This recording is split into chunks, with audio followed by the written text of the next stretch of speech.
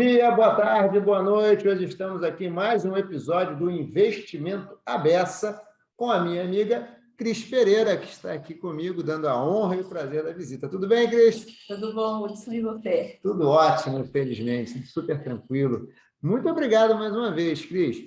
A Cris sabe tudo de governança, né? Então, assim, vou fazer bastante pergunta aqui para ela, a gente vai conversar bastante. Cris, se apresenta um pouquinho, fala quem é a Cris Pereira.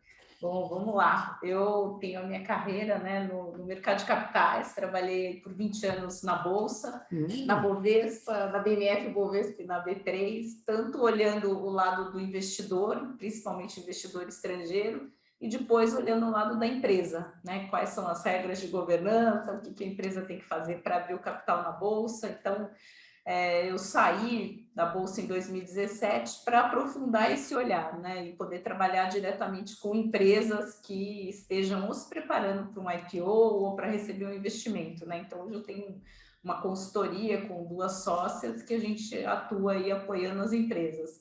E, além disso, eu também atuo em alguns conselhos, comitês. O dia é muito grande, né? Dá para fazer. Tem 24 horas, né? Quero dormir. E eu ainda tenho uma perninha de trabalho voluntário no IBGC, né, onde eu atuo, né, o Instituto Brasileiro de Governança Corporativa, onde eu atuo em diversos projetos, dando aula também. Então, é um dia movimentado. Um dia e noite, né? Porque a aula deve pegar à noite também, né? Verdade. Nossa, muito bem, né? Isso aí tem que ser. O dia a dia tem que fazer render, né? Tem que fazer render. Cris, nosso papo hoje, a gente vai na sua área, né, que é a governança, mas aí tem essa pegada ESG, né, que é uma coisa nova, que a minha impressão, às vezes, até que eu fico assim, parece, o G já está resolvido, agora é o ES, né? O tratado é o ES que o G está resolvido. E o que você conta um pouquinho disso, assim? Fala um pouquinho. Vamos lá, né? Eu acho até engraçado essa discussão do ESG, né? E muita gente vem e fala assim, olha, o E e o S eu já estou tratando, mas me fala do G. E eu acho engraçado tratar isso de maneira separada, né? Assim, curioso, né? Você pensar... não se mete aqui, não é não, que deixa aqui o E é comigo, não se mete não. Na verdade, eu ouvi uma frase de uma colega que eu achei interessante, né? Quando a gente fala em inglês, né, Environmental Social Governance, na verdade é a governança do ambiental e social, né? No fundo, a governança vem no final para abraçar o ambiental e o social. Sempre digo, né? É difícil que uma empresa que não tenha governança esteja olhando com seriedade as questões ambientais e sociais, né? Então, acho que a governança é a base de como as empresas se estruturam, né? A própria definição é o sistema pelo qual as empresas são controladas, são geridas, e esse sistema tem que evoluir. Quando a gente olha lá atrás, quando começou a discussão de governança, vamos dizer, como ela é hoje, né, lá pelos anos 90, era uma discussão muito focada nas demonstrações financeiras, de como a demonstração financeira, de fato, demonstrava e refletia o que estava acontecendo com a empresa. Tem gente muito jovem que não sabe, que antigamente... demonstração financeira não tinha padrão, era um negócio meio... Todo mundo acha que nasceu em IFRS, né? Todo mundo tem o CPC, IFRS, mas no passado não existia, né? Não existia nem padrões nacionais e muito menos internacionais, né? Isso foi uma evolução. E hoje, quando a gente vai olhar a discussão ESG, parte dela é como que eu defino métricas, como que eu defino padrões que me permitam comparar empresas do mesmo setor, de setores diferentes, de países diferentes, mas tudo isso passa pela governança, né? Assim, quem está discutindo os temas que são relevantes para a empresa, quem está definindo a estratégia da empresa, como que isso transforma, né, de uma estratégia para uma execução, quem cobra, né, essa execução. Então, tudo isso são aspectos de governança. Vai estar incluída a discussão ambiental, porque hoje é uma urgência, né? Urgência climática, então não dá para escapar. Então, o E, o S e o G é bacana ter uma sigla, ter um nome para até facilitar o entendimento, todo mundo se comunicar melhor, mas essa questão é muito mais de integração hoje do que dizer que é uma coisa nova ou que veio trazer grandes questões, né? Eu acho que ela ajuda a dar urgência. Tá. E tem uma amiga minha que fala, tem mais um E ali, né, que é o econômico, Porque, no fundo, não adianta você ter governança, ter o ambiental, ter o social, mas você tem que ter resultado. Então, no fundo, tudo isso está integrado, né? Ela até cunhou a sigla EESG, né? A Sônia Favaretto, né? Como se fosse, olha, o econômico, o ambiental, o social e a governança. Então, tudo isso faz parte de um pacote, tem que ser visto de maneira integrada, né? E não separadamente, claro, para fins didáticos, para conversar, para aprofundar, cada um olha a sua área de expertise, mas não dá para olhar... dentro da empresa é integrado. Tá. Você sabe que esse negócio do Economics, né? Que eu não conhecia essa história do segundo E, né? O segundo E eu não conhecia. Mas eu brinco muito com meus alunos, né? Eu já te contei, né? Da aula de finanças corporativa, né? Se sempre sentir, gente, é muito ingrato, né? Porque a sociedade muda, então as pessoas começam a ter demanda ESG, né? E aí começa a ter, mas dificilmente ele faz o link depois, lá na frente, ele está comprando ação de uma empresa que tem lá um ESG muito bacana. Mas a ação começa a cair na bolsa, porque não dá resultado, não dá resultado, não dá. Ele vende e ele não faz esse link, eu estou vendendo uma ação que é ESG. Não, ele vende a ação, ele vai comprar outra. Então, assim, no fim da vida, se não der resultado também, pelo menos no prazo médio, você perde o acionista, né? Porque ele não vai ficar lá pegando prejuízo, até porque ele não vai conseguir averiguar se o prejuízo tem a ver com a implantação do ESG, que não se justificaria dar prejuízo, ou se é simplesmente uma má execução de outros assuntos. De outros assuntos, né? E a quantidade de assunto que fala, tem risco cibernético, tem a questão de privacidade, de segurança, então as demandas sobre a empresa continuam sendo enormes, né? Então a demanda sobre a governança da empresa, seja o sócio, seja o conselho de administração, os executivos, precisa estar sendo endereçada, né? Então a governança olha justamente isso, será que eu tenho as estruturas bem colocados, os processos para olhar essas questões? A governança chega nesse nível de olhar para processos também? Ou a governança é alguma coisa assim que fica mais? Né? Minha pergunta é meio tentar tangibilizar, criar um cercadinho para entender o que é governança. Até onde ela vai, Cris? O que é? Realmente ela tem que ir mais a fundo, né? A gente pode olhar a governança, e muita gente faz essa crítica, né, como checklist. Então, eu tenho regra da CVM, eu tenho regra da Bolsa, eu tenho várias regras. Assim. Eu vou, olha, meu conselho tem 2 independentes. Check. Tem que ter uma política de gerenciamento de risco. Check. Mas essa política de gerenciamento de risco conversa com as minhas áreas internas, as pessoas responsáveis por executar aquelas atribuições da minha política de risco existem, a área jurídica que está lá definida existe, está sabendo o que tem que fazer, o conselho olha a matriz de risco X vezes por ano, reavalia, define apetite a risco. Então, no fundo, a governança, você pode olhar pelo lado mais formal, de políticas, de estruturas, mas isso tem que conversar com a realidade, né? Então, eu acabo me dedicando muito a essa questão, né? Como que eu transformo todo aquele... Não sou advogada, né? Então, como que eu transformo todo aquele letramento jurídico, políticas, estatutos, documentos na realidade? Porque se aquilo não trouxer benefício para a companhia, a governança acabou não trazendo, não surtindo efeito. Sim. Vejo muita empresa se preparando para IPO, né, e recebe um kit políticas, né? Hoje, no novo mercado da Bolsa, é obrigatório ter uma série de políticas corporativas. Mas aquelas políticas, elas têm que conversar com a realidade da empresa. A gente entende, tem um prazo de implementação, tem toda uma etapa ali de preparação, mas, em algum momento, o jurídico vai ter que fazer o que está escrito naquela política, a área de risco vai ter que fazer aquilo, a área de compliance vai ter que, né, cumprir aquelas atribuições, a auditoria interna, enfim, o conselho vai ter que reportar, o comitê de auditoria. Então, aquelas políticas têm que ser incorporadas no dia da empresa e tem que surtir benefício, né? Ela tem que trazer, seja uma redução de risco, um melhor gerenciamento de risco, seja o melhor resultado, seja uma melhor definição de estratégia, né? Então, se aquilo não trouxer um benefício, a gente tem que parar e pensar, bom, será que a gente tem que rever a nossa governança? Aí você falou uma coisa assim, despesa, risco e resultado econômico. Governança traz resultado econômico também? Ou ela está mais na questão de contenção de despesas e risco? ela tem os dois lados, né? Eu acho que de um lado tem, né? Muita gente fala desse lado supervisão, controle, e se a gente for falar com um advogado, ele vai falar, mas é isso que pode te pegar, né? Que é onde está a responsabilidade.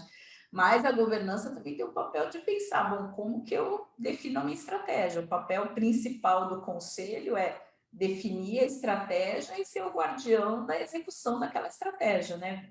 Fazer as mudanças quando tiver que mudar. Então, o resultado é importante. É claro que não dá para pensar só no resultado e só no resultado para o acionista. Hoje, a demanda da sociedade é maior. Eu preciso do resultado para o acionista, mas eu também preciso atender a demanda do meu cliente, atender a demanda da comunidade que me cerca. Que, aliás, como eu tinha comentado com vocês, isso já é uma previsão da lei das SAs no Brasil já desde muito tempo, né? Mas desde 76. 76, né? Então, a lei já falava lá, o acionista controlador, você tem que se preocupar com os outros acionistas, se preocupar com quem trabalha na empresa, né, que hoje é o S, que a gente fala, e com a comunidade no seu entorno, né, que em grande medida pode ser visto como ambiental, né, quando você vai ver as externalidades da companhia. Então, isso já estava lá previsto, né? O que a gente está trazendo hoje para uma linguagem mais moderna, né, dentro da sigla ESG, é que isso ficou mais urgente, né? Seja a questão ambiental mais urgente, seja a questão social gritando aí na nossa cara e as pessoas também demandando mais, né? Então, hoje o consumidor é muito mais atento, tem mecanismos, né, as mídias sociais, de pressionar as companhias, então a companhia tem que ter a sua governança preparada para atender a essa pressão maior que vem do público. Do público. Você acha que dá para implantar governança sem ter uma cultura? Tipo assim, processo? Faz o processo, faz o checklist, faz o processo. Como é que é isso, hein? Por que eu faço essa pergunta, né? Como eu estudo economia comportamental, eu sempre brinco que é o seguinte, empresa não toma decisão, quem toma decisão são pessoas que estão numa empresa. E aí me parece o seguinte, se a pessoa não acredita, se a pessoa de fato não vive aquilo, o que você acha? Eu acho que trocou num ponto super importante, assim, sem cultura, assim, tem que ter uma cultura de boas práticas de governança e se acreditar, né? E a gente não precisa só acreditar uma fé cega, né? Você pode comprovar, como eu disse, você implanta a governança e tem que verificar que aquilo está te ajudando a conduzir o negócio, a definir a estratégia, a gerenciar melhor os riscos, né? Algum benefício você tem que estar colhendo daquilo. Mas tem que vir, muita gente fala, né, meio o tone of the top, né? Assim, a liderança tem que demonstrar que aquilo é importante. Quando a gente fala de gerenciamento de risco, eu já vi em várias empresas assim, risco? Não, a gente não tem risco. Não vamos falar de risco, porque isso atrai o risco. E aí eu sempre falo, o risco está colocado, o risco está lá. Só de você abrir a porta da empresa todo dia, você já está correndo algum risco. A questão é que você vai ter que mensurar, identificar, mensurar, né? Verificar que ações você pode tomar e você conviver com aquilo, né? Mas não adianta não falar do assunto, igual sucessão. Não vamos falar de sucessão, não, porque você não está satisfeito comigo aqui. Essa é ótima. Precisamos pensar o que vai acontecer se a pessoa não estiver lá, ganhou na loteria e largou tudo. Como que a gente toca a empresa? Como que a empresa segue? Então, são questões que você precisa olhar e precisa de uma mudança de cultura, né? De visão, de entender que risco faz parte do negócio, que sucessão, né, é uma decorrência aí da realidade da vida, então a gente precisa pensar nisso e trazer isso para uma questão que passe a ser do dia a dia, porque se a gente não agir de acordo com as políticas, né, a gente vai ter só um código de conduta bonitinho, valores pregados na parede, mas aquilo não vai se tornar realidade, né? E hoje, muito da discussão de integridade, que muitas vezes aí faz parte desse G que a gente fala, né? Quando a gente está falando do ESG, muito da discussão do G vem por esse lado da integridade, né? Então não adianta você ter regras se você de fato não acredita e pratica, né? Tá. Porque quando você falou dessa irmã sucessão, já vi alguns casos, você deve ter visto muito mais do que eu, né? De líderes, né? Não gosto da palavra líder, não, vai lá.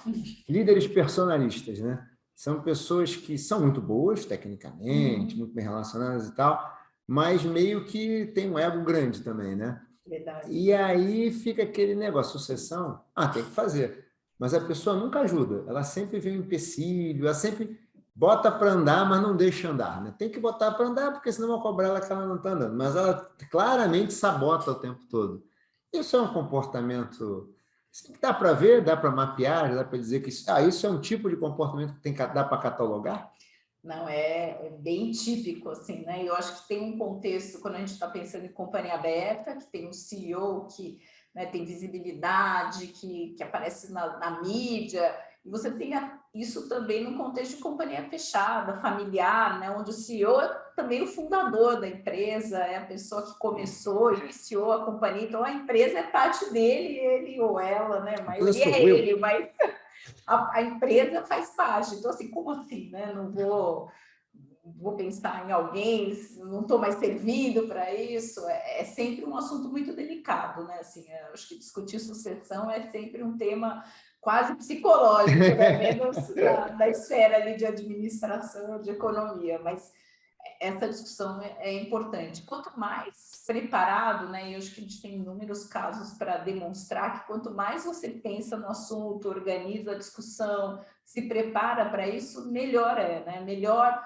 tanto para as pessoas, como você disse, né, quem faz a empresa são as pessoas, mas também no impacto para o negócio.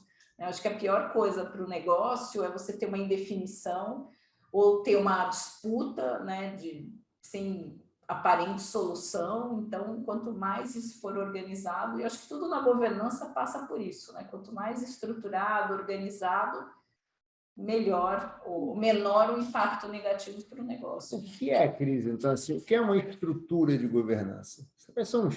Você disse, Hudson, uma estrutura de governança tem que ter minimamente isso para poder funcionar dessa forma. O que é isso? Eu acho interessante, assim, porque quando a gente fala de estrutura, a gente não... Cada empresa, cada tipo de empresa tem uma estrutura. Quando a gente vai para o mundo de companhia aberta, né, de bolsa, mais ou menos a gente tem uma padronização, mas quando a gente sai desse mundo, não tem muito uma padronização. Mas o que a gente tem que pensar, ou talvez princípios, né? A gente tem que pensar como organizar os sócios, e é interessante, né? O IBGC fez uma publicação para startups. Então, assim, quando você pensa numa startup, você pensa a startup começando, a startup já com um produto viável, a startup já escalando esse produto e uma startup já numa empresa quase madura, vamos dizer assim, né? Uma scale-up.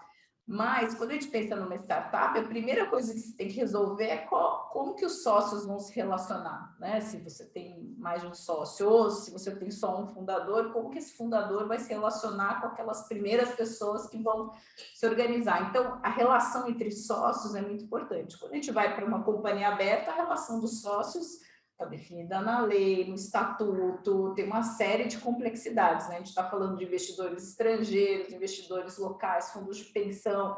Então, assim, o que vai mudando é a complexidade, mas essa primeira camada a gente tem que resolver. Mas o alicerce é fundamental, né?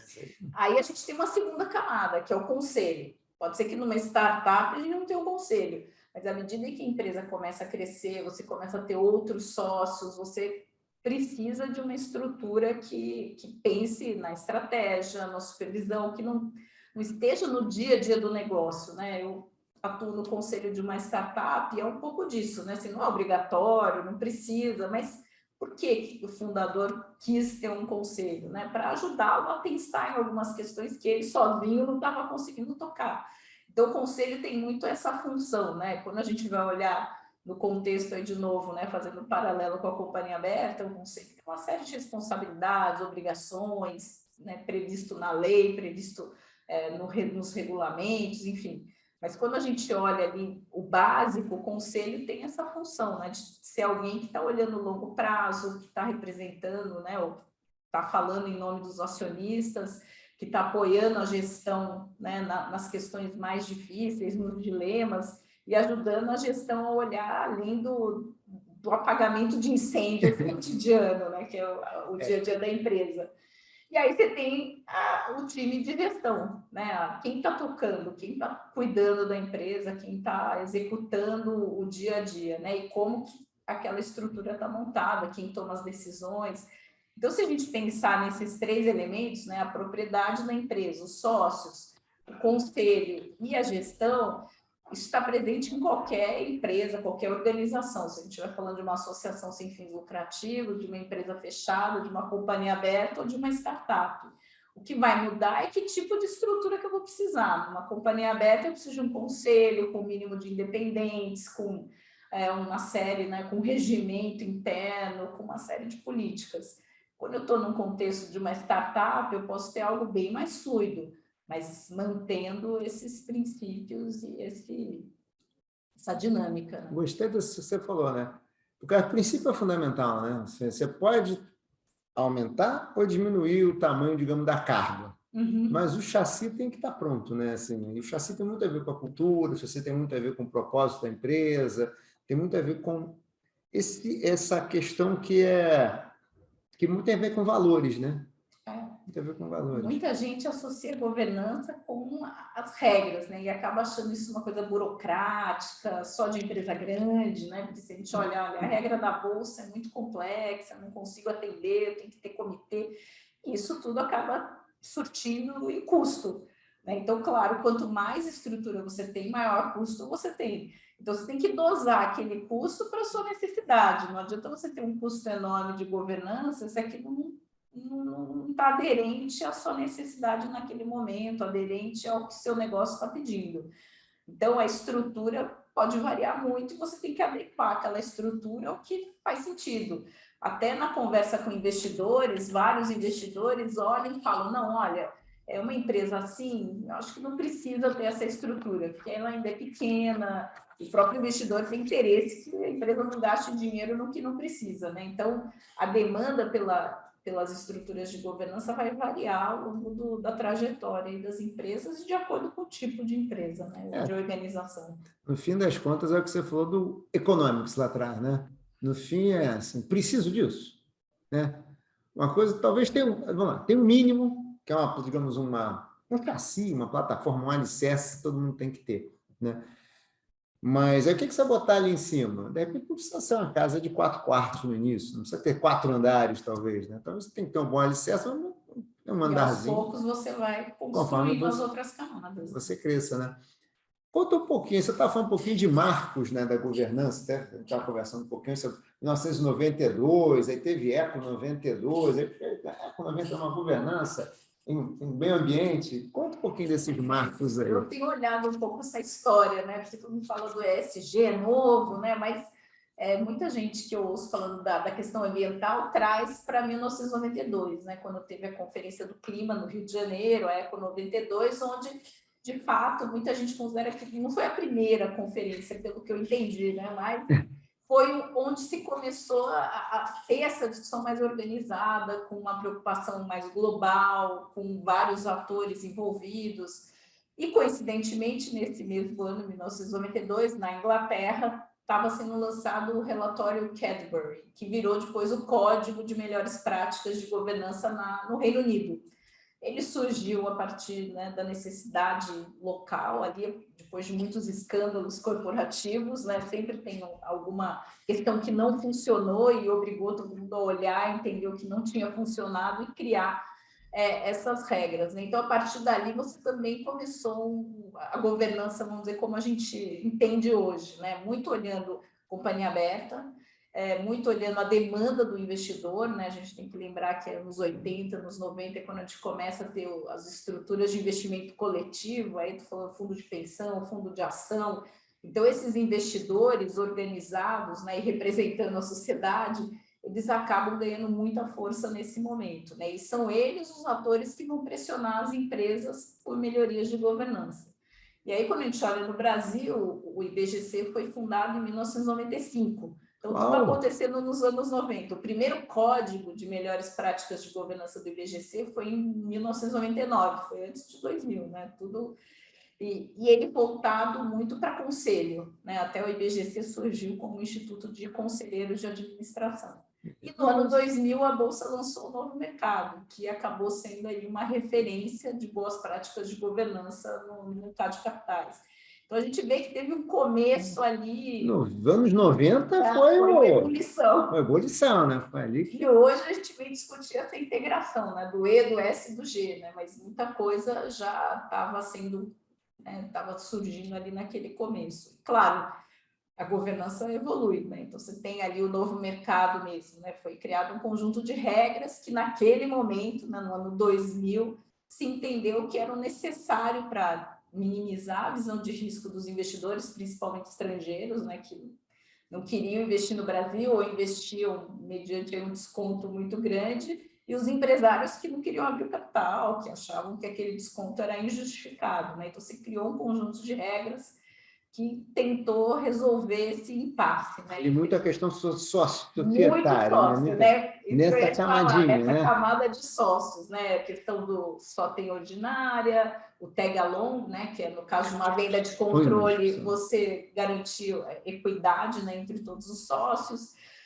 E naquele momento, até uma curiosidade, o novo mercado não tinha nenhuma regra sobre conselho, né, que era a grande discussão no IBGC naquela época e no mundo, né? Assim, governança era discutir conselho, porque o conselho, né, representa aí os acionistas, e quando a gente pensa no mundo anglo-saxão, né, onde essa discussão de governança começa com mais força, Estados Unidos, Inglaterra, você não tinha um acionista controlador, a grande maioria das empresas tinha aí o capital mais disperso, né?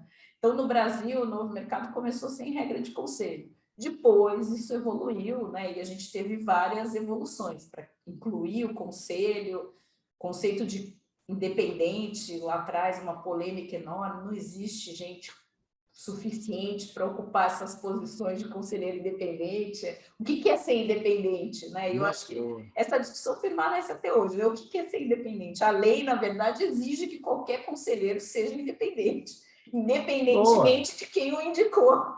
É só para a gente fazer aqui o jogo de palavras, mas o conselheiro tem que ser independente, mas formalmente se definiu, né, que o acionista controlador não é independente, se você é funcionário da companhia, você também não é independente. Então, tem umas regras formais. Né? Tem umas regras formais. Aí tem outras, né, que são mais difíceis. Se você foi funcionário há mais de 3 anos, você passou a ser independente, né? Então, tem alguns marcos temporais, é sempre difícil definir independência, mas foi um tema que chegou aí para o novo mercado. E na última revisão, que aliás está entrando, muitas empresas estão se adaptando esse ano, né, 2022, a essas regras, a regra do novo mercado entrou mais na gestão, né? Então, você começou nos sócios, passou pelo conselho, e hoje tem um olhar muito na gestão, né? A obrigatoriedade de uma política de gestão de risco, uma área de compliance, auditoria interna. Então, a gente vê que a governança vai evoluindo de acordo com a necessidade, né? E eu acho interessante, só uma curiosidade, em 2017, quando a Bolsa aprovou essas novas regras, uma proposta que estava na mesa era a obrigatoriedade de um relatório de sustentabilidade. Mas não foi aprovada essa regra, porque as regras do novo mercado, elas não podem ter discordância de mais de um terço das companhias listadas. E naquele momento, as empresas não acharam que aquilo não era o prioritário. Aprovaram uma série de mudanças, né? A regra do novo mercado mudou bastante.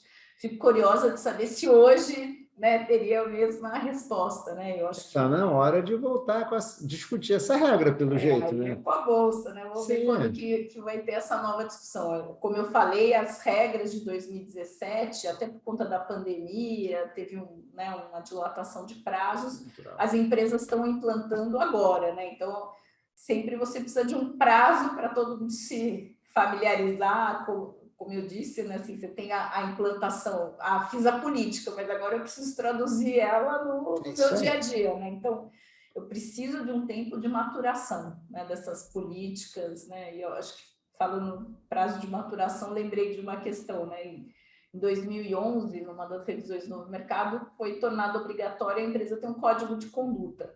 E muita gente achou aquilo uma regra inócua, né? Porque código de conduta é copia e cola, eu vou ter um documento lá que não vai servir para nada. Isso é errado.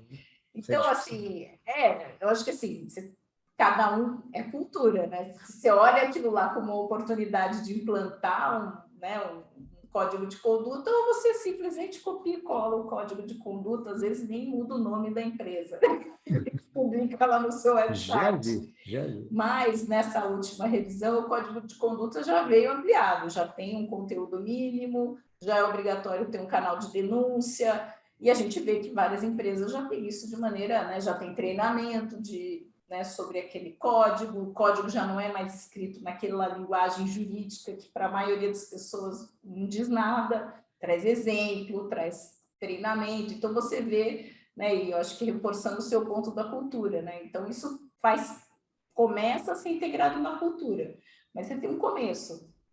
No começo é a obrigatoriedade de ter um código. É um código que está lá só no website, até com o nome de empresa errado, ou é um código que realmente existe, é praticado e ele faz parte do dia a dia da companhia, né? Então, eu sempre vejo é um desafio, né? Todo mundo quer tudo para ontem, tudo é urgente, mas a gente tem um processo, né? As coisas começam com uma coisa mais simples, às vezes até criticada por ser é muito superficial, não atinge o objetivo, mas aos poucos aquilo vai entrando dentro da cultura, dentro das engrenagens da empresa, e a gente começa a ver os benefícios. Né? Mas também aquela história, né, Cris?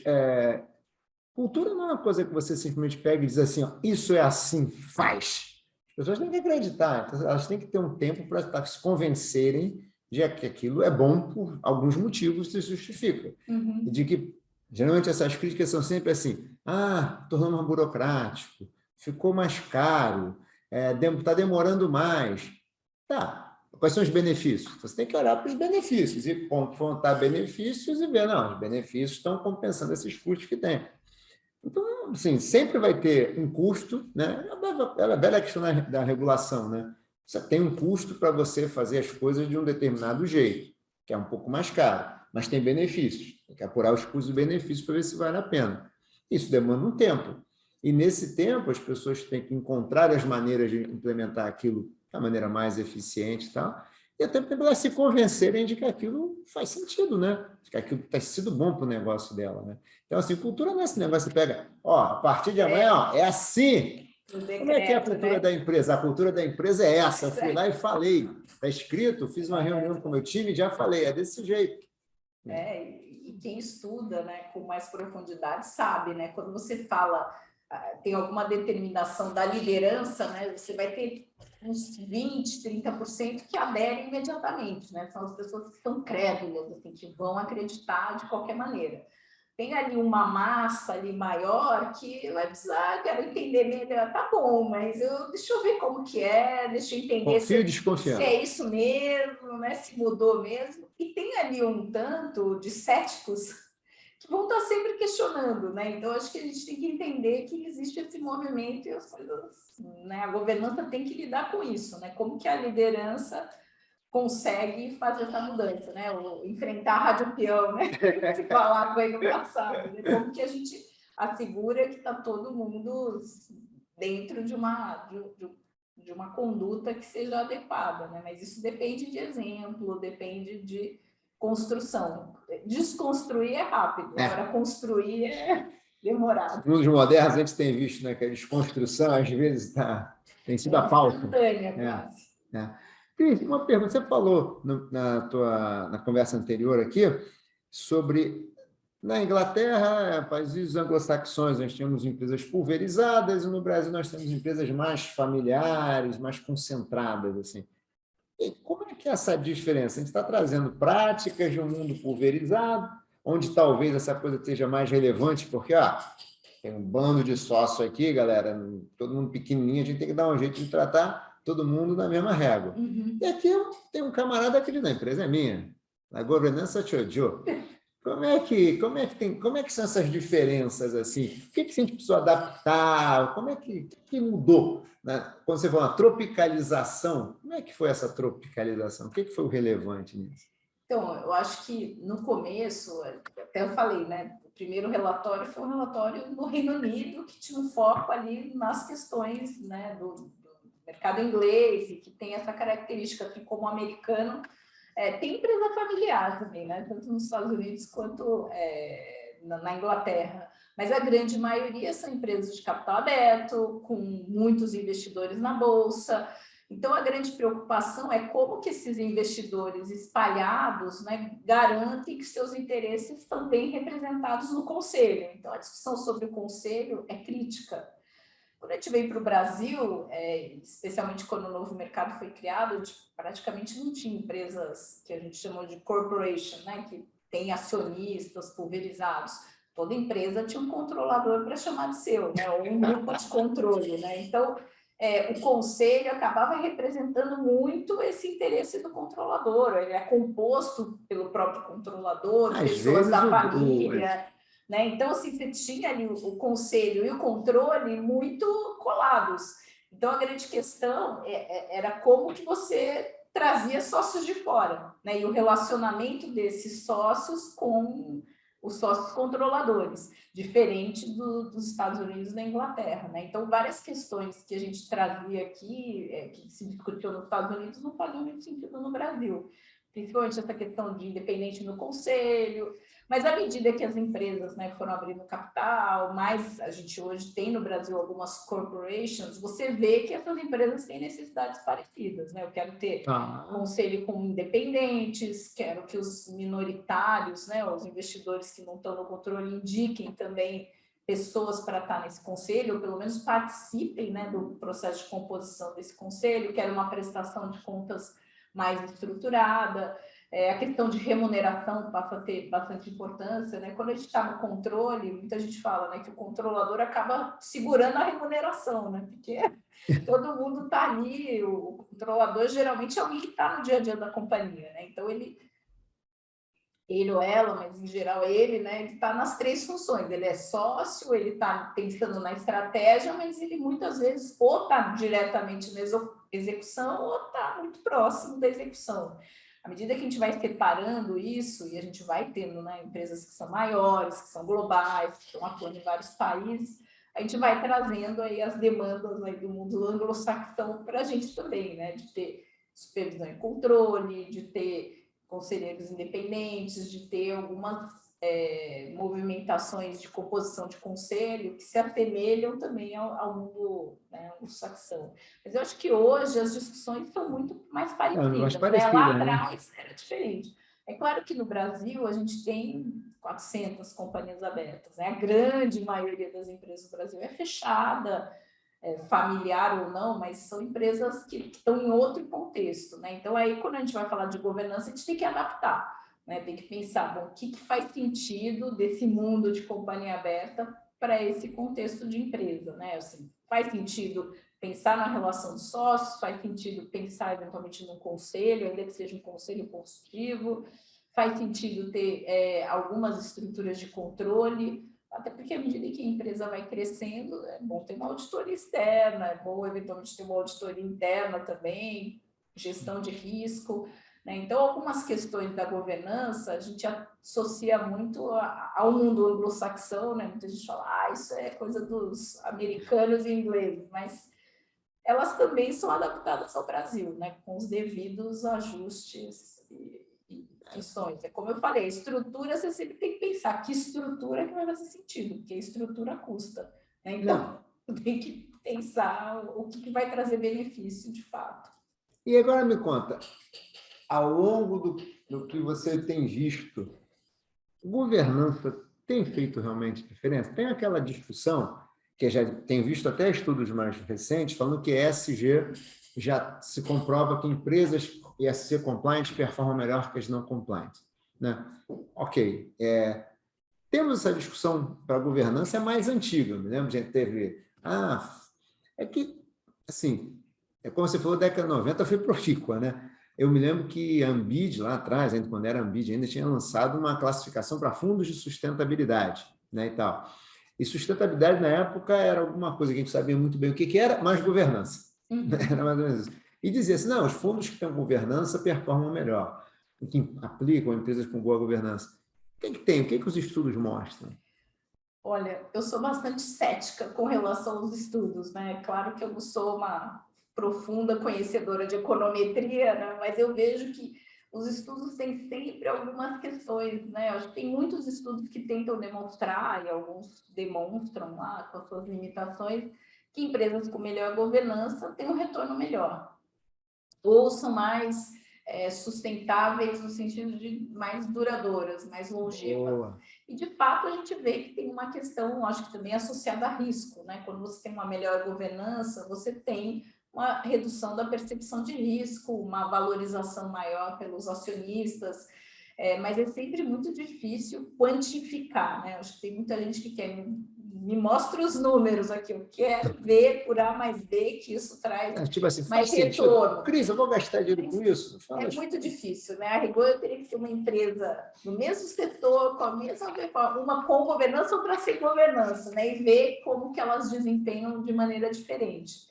Os Estados Unidos, como sempre, né, tem muito mais empresa, tem muito mais informação, e muitos estudos mostram, né, que existe uma correlação entre melhor governança e o melhor retorno, com todas as limitações aí que isso possa existir, com uma menor percepção de risco e com melhor custo de capital. Então, assim, acho que é uma conversa que interessa. Aqui no Brasil, se a gente for olhar uma visão mais empírica, a gente pode olhar, todos os 90% dos IPOs que aconteceram ano passado, aconteceram no novo mercado, onde você adota as melhores regras de governança. Elas são infalíveis? Não são. Não. Mas existe uma percepção de que as empresas que estão ali, que adotam aquelas regras, têm um risco menor e os investidores demandam. Então, é obrigatório que as empresas vão para o novo mercado? Não é obrigatório, mas é o caminho que se segue, né? Então, não chega a ser uma evidência científica, mas eu acho que é uma demonstração de que é um caminho que as empresas cada vez mais têm optado. Tem um ponto que você estava colocando aí, que me parece que é um pouco daquele negócio, tem um nome, parece que eu não sei, mas não é como se fosse a fatalidade. Assim, as pessoas estão migrando para o novo mercado.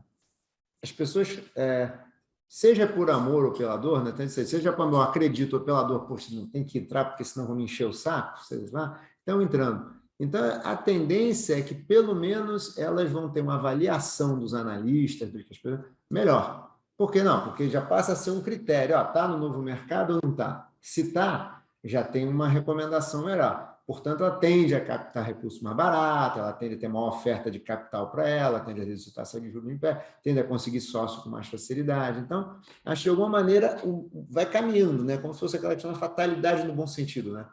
Vai caminhando. Porque você falou, o custo de capital vai reduzir, né?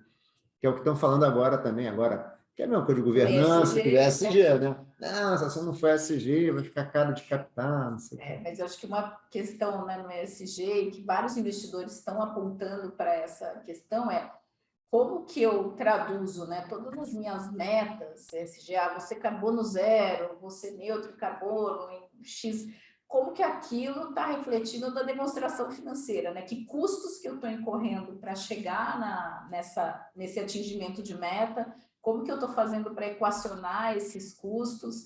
Então, eu acho que tem um lado ESG que precisa também estar refletido na governança, na tomada de decisão, mas também nos números, né? Assim, é fácil colocar. Eu acredito muito que a empresa tem muitas oportunidades no âmbito aí do ESG, na transição para uma economia neutra em carbono, mas não é automático. Não é só falar, eu lanço e... Não, eu preciso olhar como que isso se traduz. E isso vai trazer consistência. Eu vou falar, olha, vai ter um custo no começo, eu vou ter um impacto no meu resultado, mas isso vai me trazer menos risco lá na frente, porque eu vou conseguir fazer essa transição, né? Então... É interessante, você falou, né? Talvez fosse o caso de cada iniciativa dessa tratar como um projeto mesmo, né?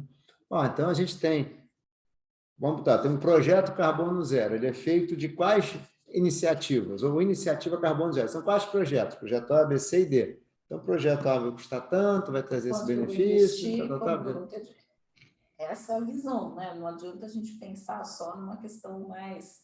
Não, eu estou atendendo ao apelo da sociedade, mas eu tenho que pensar nisso de uma forma empresarial, né? Como fazer isso de maneira que funcione. Afinal de contas, é o tal do segundo E, né? Eu gostei do segundo E, é o tal do segundo E. Cris, a gente tem o nosso horáriozinho, então vou te fazer uma perguntinha final. Quais são os temas atuais em governança? O que se discute hoje? Para onde estamos indo? Então, vamos lá, né? Eu acho que tem alguns temas que estão colocados, assim, no mundo e principalmente aqui no Brasil, né? Eu acho que um tema novo que surgiu é o voto plural, que no fundo está na camada de propriedade, né? Quando a gente fala aqui no Brasil, a gente pode ter ações ordinárias com voto, ações preferenciais sem voto. Isso é um assunto desde sempre, né? Que todo mundo discute, no novo mercado só pode ter ação ordinária, mas tudo isso está dizendo assim, qual é o papel dos sócios, né? Quem tem direito, quem não tem. A minha participação econômica é equivalente à minha participação política, ou seja, eu voto de acordo com o dinheiro que eu investi, ou muitos investidores argumentam assim, eu não tenho interesse nenhum em votar, porque o meu negócio é participar do retorno, ter o dividendo. Outros investidores acham que é importante votar. E nos Estados Unidos tem uma estrutura que tem se discutido a implantação no mundo todo, que é o que a gente aqui no Brasil chama de voto plural, que é ter uma ação ordinária com voto e uma ação ordinária com 10 votos. Essa estrutura, algumas empresas brasileiras optaram por listar no exterior usando essa estrutura, e aí o Brasil trouxe essa estrutura para a sua legislação. No Brasil não era permitido pela lei, independentemente da regra da Bolsa, né? Era uma questão que a lei não previa. Se você é uma companhia aberta, ação ordinária, todas elas têm a mesma quantidade de votos. Um voto. Então, acho que isso traz para a governança, né? Claro, a gente está falando de uma questão do direito societário, mas traz para a governança como que vai ser uma empresa que tenha ação ordinária com 1 voto, ação ordinária com 10 votos e, eventualmente, até ação preferencial, né? Como que é o relacionamento desses sócios? Qual o direito de cada um deles? Como cada um deles vai influenciar e como que os acionistas vão ver, né? Quando a gente olha nos Estados Unidos, essa onda do voto plural começou com a Google. A gente não pode dizer que Google é uma empresa mal sucedida, né? Os investidores gostam, Facebook, né? E o que agora é Meta, né? Mas são empresas de tecnologia que têm esse olhar, né? Que o fundador, o empreendedor, ele é alguém importante que tem que ter uma visão de longo prazo. Então, ele precisa ter essas ações do controlador que tem votos a mais, né? Então, acho que isso é um assunto que vai se discutir muito, né? Como que tem que ser o conselho de uma empresa assim, né? A gente tem que pensar regras diferentes. Acho que um outro tema que tem sido bastante discutido é a composição do conselho. A gente tem falado, né, a gente falou ao longo da conversa da importância do conselho, seja porque ele representa os acionistas, seja porque ele está ali olhando, acompanhando, definindo estratégia e acompanhando a gestão, mas cada vez mais se discute. O que eu tenho que olhar quando eu penso nas pessoas que estão no conselho? No passado, eu chamava meus amigos, né? Eu, controlador. Chamo as pessoas com quem eu gosto, chamo um especialista em governança, chamo alguém e faço aquele combinado. Hoje tem muita ciência por trás dessa composição, né? Seja pensando nas competências, que tipo de conhecimento a gente falou, tem que pensar em ambiental, social, risco cibernético, tem que pensar em governança, tem que pensar em internacionalização, tem que pensar... Então, assim, que tipo de gente tem que estar nesse conselho? Que conhecimentos que eu preciso? Além disso, o conselho toma decisões complexas. Eu posso ter um time todo uniforme, né? A gente fala muito da questão de gênero, né? Preciso ter homens e mulheres, mas não adianta ser todo mundo do mercado financeiro, todo mundo pensa igual. Aí as decisões vão ser muito direcionadas. Então, diversidade no conselho. Então, quando a gente olha a diversidade, quem compõe esse conselho, quais as competências, então acho que esse é um tema que cada vez mais se olha com atenção. E o lado da remuneração. Remuneração é um tema que os investidores têm olhado muito nas assembleias, a aprovação da remuneração. Aqui no Brasil a gente aprova um pacotão, né? Assim, uma remuneração que vai para o conselho e para a diretoria, mas os investidores querem saber, bom, mas como que essa remuneração vai ser direcionada? Quanto que é de curto prazo, quanto que é de longo prazo? Quais as métricas, né? Eu acho que a grande discussão hoje do E é como que eu coloco métricas, né? Se eu me comprometi com carbono zero, como que isso vai estar influenciando a remuneração de todos os meus executivos e, eventualmente, do conselho? Então, assim, a remuneração é o direcionador das pessoas, né? Dos comportamentos. Então, assim, o que essa remuneração está refletindo? lá atrás você tinha programas de opção de ação e outros, né, remuneração variável muito focada no resultado de curto prazo. Isso foi percebido como um risco grande, porque o executivo se preocupava ali com o resultado do próximo ano e daqui 5 anos eu não estou mais aqui, né? Então eu não preciso me preocupar. Então, acho que além da questão das métricas financeiras, hoje tem muito assim, eu tenho métrica de satisfação do cliente, tenho métrica dos meus comportamentos, né, dos meus projetos ambientais, tenho meta de segurança, de risco, né, minimizar risco passa a estar na minha meta. Ninguém quer falar de risco, porque risco pode implicar custo, retardar alguns projetos, mas se aquilo fizer parte da minha meta, aquilo começa, né, acho que ajuda a direcionar a cultura também, né, como a gente falou. Não, com certeza. Porque, de fato, é um incentivo. Então, acho que esses 3 assuntos são assuntos que estão muito colocados, fora os assuntos de sempre, né, tipo fusões e aquisições em modelos que eventualmente não sejam equitativos para todos os acionistas, questão de transparência, de melhor divulgação de resultados, de informações, a questão agora do ambiental e social, né? Como que eu relato, né, o que eu estou fazendo, que métricas, o que eu estou olhando. Então, acho que tem aí tem bastante assunto. Tem muito assunto aqui. Pode gravar mais um podcast. Já está aqui, não, já tá agendado aqui. Você tem muito trabalho, né? Você precisa arranjar tempo na sua agenda, né? É isso aí. Certo. Cris, infelizmente a gente tem um tempo, né? A gente tem um certo limite de tempo. A conversa, eu adorei a conversa. Queria te agradecer muitíssimo por estar aqui comigo hoje. Aprendi um bocado mesmo. Eu agradeço. Bem, super obrigado, tá? Mais uma vez. Meus amigos, esse aqui é o episódio 57, com a minha amiga Cris Pereira, falando sobre governança ESG, mostrando que é tudo, na verdade, a mesma raiz, né? É isso aí. Obrigado, Cris. Super obrigado mesmo. Tchau, gente. Grande abraço. Tchau, tchau.